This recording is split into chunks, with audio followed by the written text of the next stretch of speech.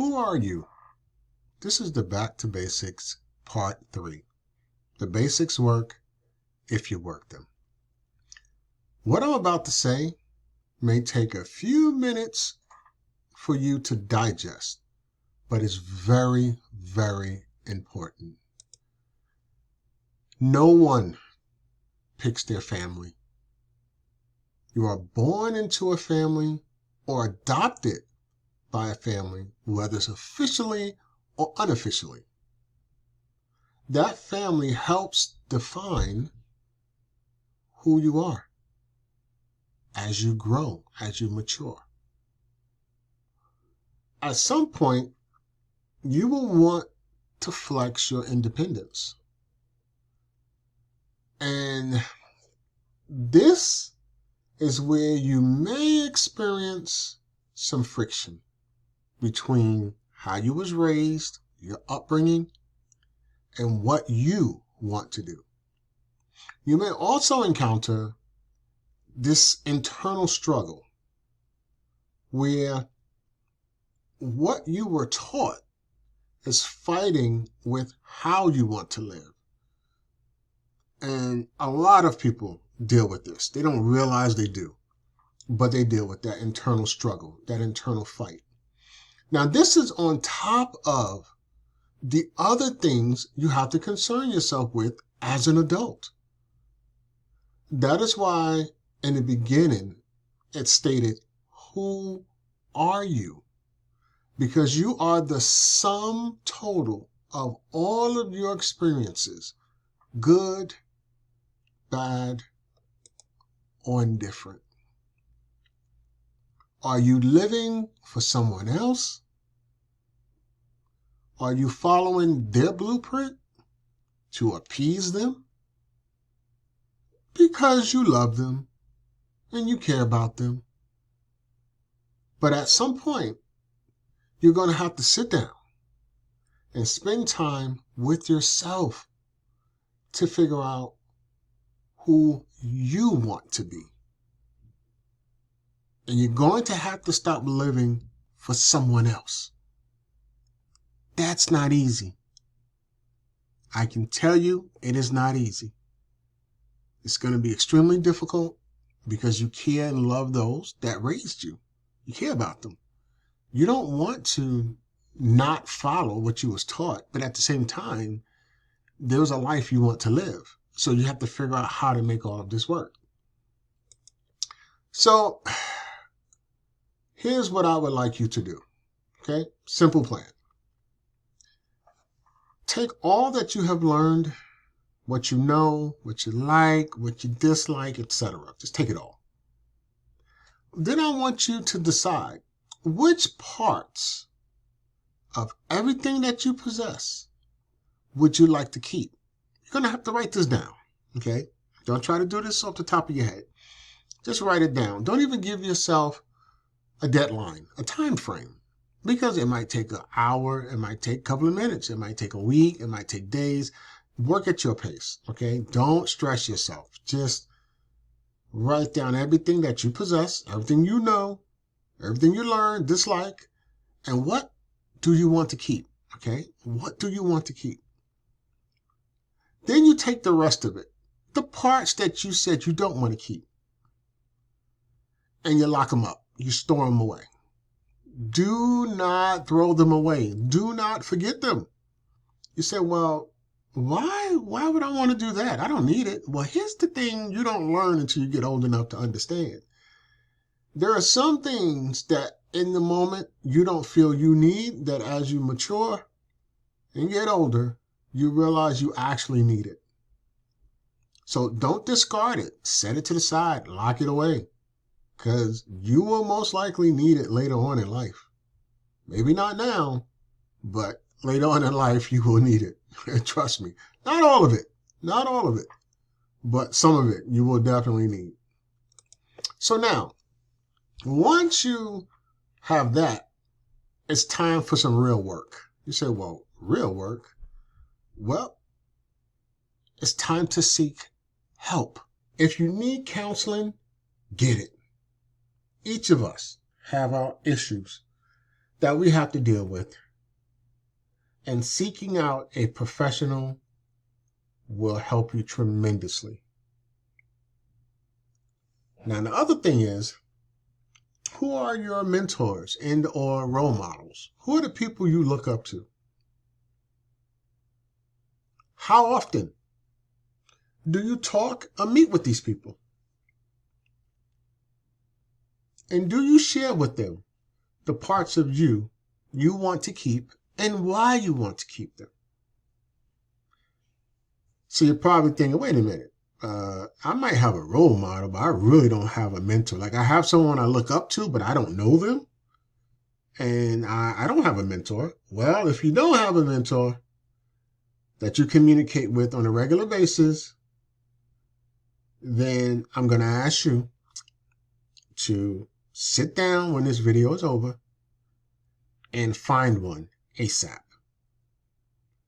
You cannot, I'm going to say this again, I'm going to stress the word, you cannot take this journey alone. You will need help. And hopefully you get help from people who should have already traveled down the path that you are heading down. You need guidance from those with wisdom and experience in your field or area of expertise. That's so important. Do not take this journey alone.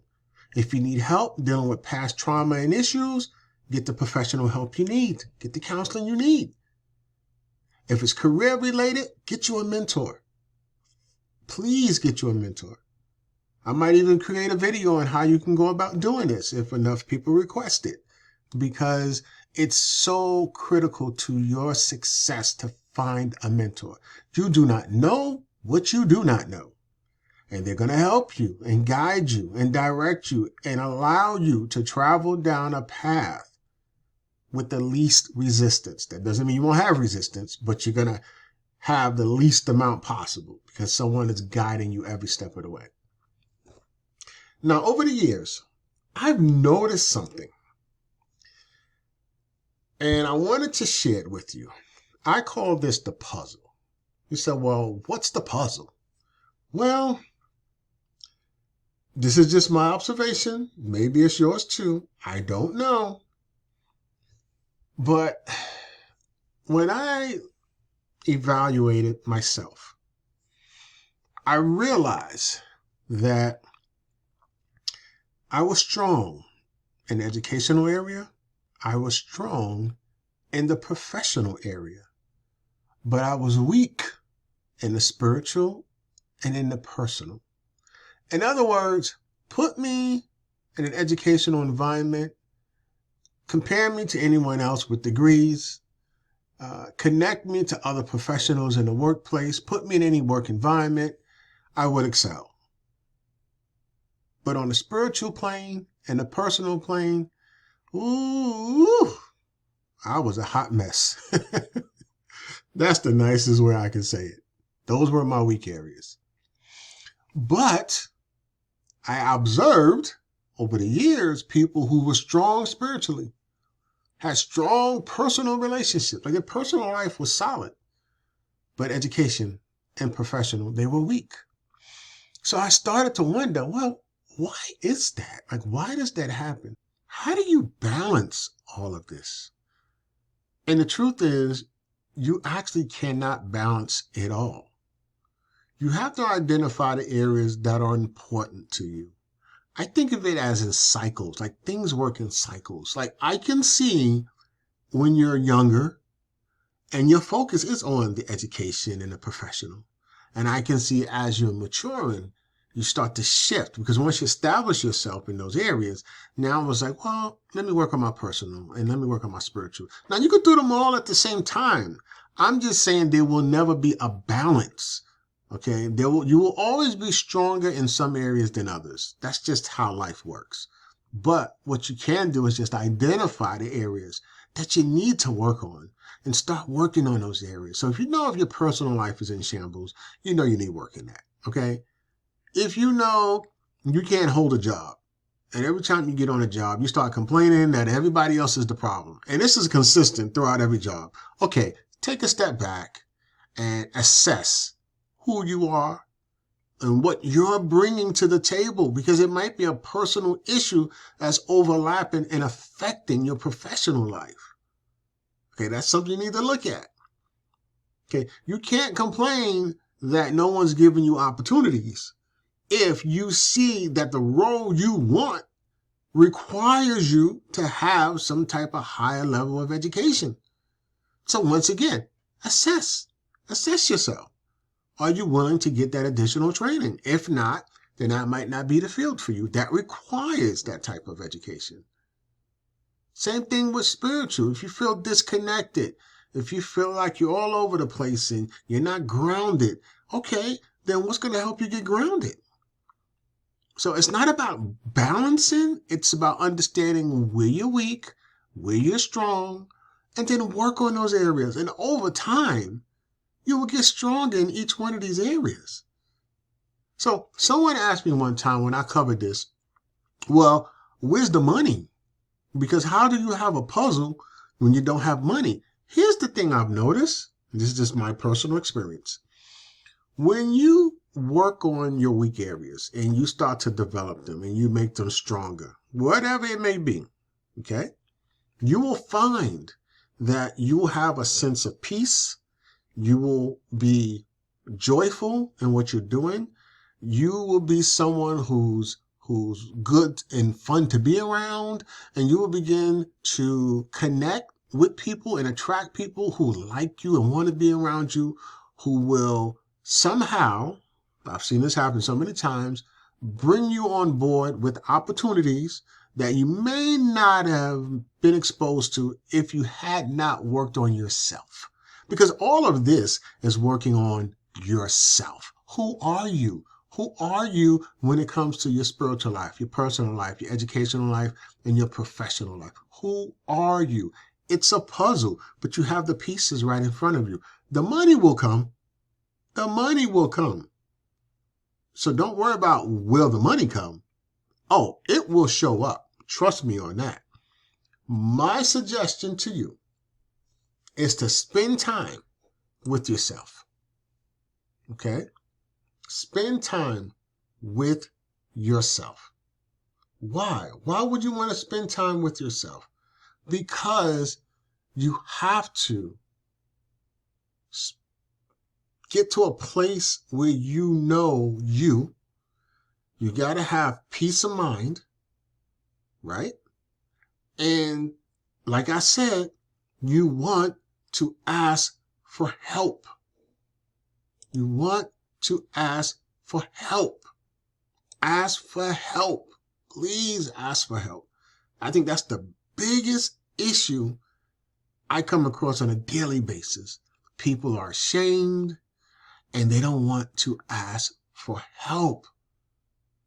I'm telling you, if you can learn how to open your mouth and ask for help, you would be amazed how many people are willing to help you. You would be amazed about the resources that are available to you that you're not even aware of. And yes, I get it. I know this sounds simple, right? Like, please, why should I have to do this? Well, maybe you don't have to. Maybe you are where you want to be. Maybe you know what success is for you. Maybe you know who you are. Maybe you know where you want to go. Oh, fantastic. I'm happy for you. But there are so many people that don't know what is success for them. They don't know specifically where they want to go. They really don't know who they are. They have that internal struggle on a daily basis. They don't have that peace. They need a reset.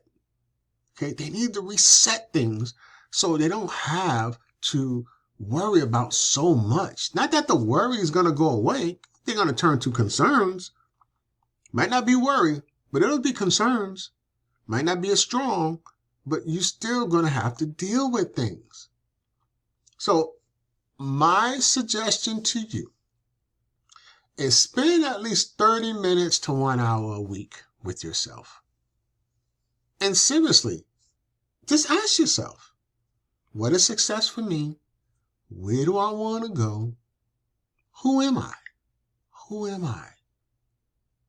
30 minutes to 1 hour a week. You can spend 30 minutes on what is success for you. You can spend 30 minutes on where do I want to go. You can spend 30 minutes on who are you. And then you can spend 30 minutes on the next one, which is what do you possess? So that's 2 hours a week. If you do that every week, just to remind yourself of what is success for you, where you want to go, who are you, and what do you possess, man, you're going to be so excited and motivated to do something, to change what's happening around you. So now let's get to part 4, which is the final one, which is what do you possess? Till next time, you take care, you be safe, and you stay blessed.